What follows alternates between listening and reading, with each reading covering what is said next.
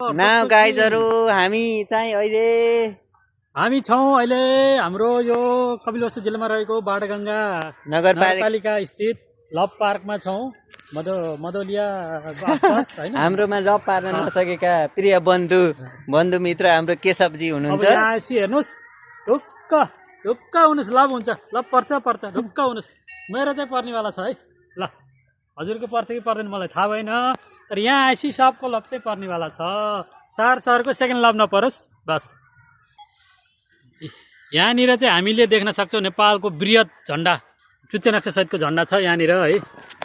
हामीले यहाँनिर चाहिँ चुच्चे नक्सा देख्न सक्छौं। हाम्रो राष्ट्रिय एकीकरणका पिता पृथ्वीनारायण शाहलाई देख्न सक्छौं भने यतानिर सयौं थुङ्गा फुलका हामी हाम्रो राष्ट्रिय गानलाई पनि समेटिएर एउटा शिलालेख बनाइएको छ। पुरानो राष्ट्रिय झण्डा राखिएको छ। घाममा पर्दा पर्दै अब त्यस्तै भइरहेछ नेपालको अवस्था त्यस्तै छ हैन। यता दृश्यमा देख्न सक्नुहुन्छ अगाडि चाहिँ यो बुद्धको मूर्ति बुद्ध स्ट्याचु छ। यहाँ स्ट्याचु अफ गौतम बुद्ध अनि यहाँनिर चाहिँ हाम्रो गार्डन छ। त्यसैगरी यतापट्टि हेर्न सक्नुहुन्छ हाम्रो गार्डन। आहा कति राम्रो फ्लावर्सहरु। त्यसैगरी देख्नुहुन्छ अब यहाँ आउनुभएको घुम्न आउनुभएको पर्यटकहरु अब यही नजिकको अब पिकनिक स्पोट नि रहेछ साथीहरु। त्यहाँ अगाडि गयो भने त अझ लभै लभ लेखेको त्यो सिम्बलहरु यस्तो टाइपको सिम्बलहरु ल फास्ट हामी गइहाल्छौँ अब त्यहाँनिर। त्यहाँ जाँदै छौँ है साथीहरु। एकैछिन प्रतीक्षा गर्नुस्। ओह उहाँ हाम्रो दिदीहरु घुम्न आउनु भएको हैन। यहाँ चाहिँ भिडियो बनाउनको लागि ओह पछाडी एकदम बवाल। अब हामी चाहिँ कहाँनिर जाँदै छौँ लभको सिम्बल। हामी ठ्याक्कै पछाडीतिरबाट प्रवेश गरौँ है। ओके यहाँ मेरो नाम पनि छ एकछिन देखाउनु होला। ल लास्टमा चाहिँ उतापट्टिबाट देखाउँदाखेरि मेरो नाम चाहिँ देखिन्छ यहाँनिर। यताबाट हेर्दा यस्तो छ भने यताबाट हेर्दा त्यहाँ के भनेर रहेछ है। ऊ केटाकेटीहरूलाई त्यस्तो छ। अगाडि हेर्न सक्नुहुन्छ कतिवटा रहेछ नि यो लभका पार्क। 7वटा राखेको छ। 7वटा। ती बुद्धलाई हेर्न सक्नुहुन्छ।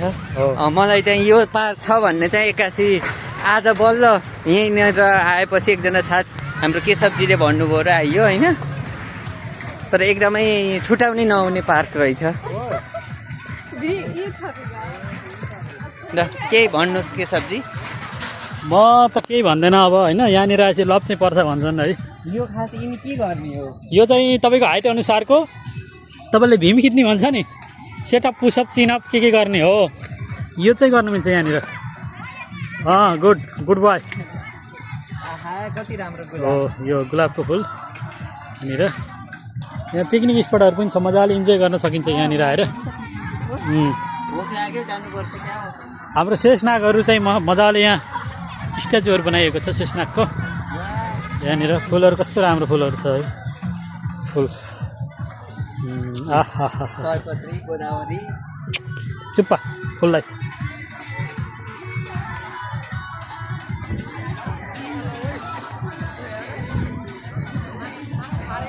There is a picnic spot. Okay. We are in near good. कमरिया रे सर।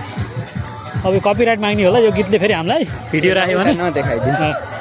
गीतले कपिराइट माग्न सक्छ है। तर यो यतानिर चाहिँ एउटा फोटो खिचौँ अहिलेलाई भिडियो यतिमै हस् गरौँ। ल बाई बाई। अब अर्को नेक्स्ट टाइम आउने छौँ। नमस्कार। हामीलाई माया गरिदिनु होला गरिरहनु भएको छ।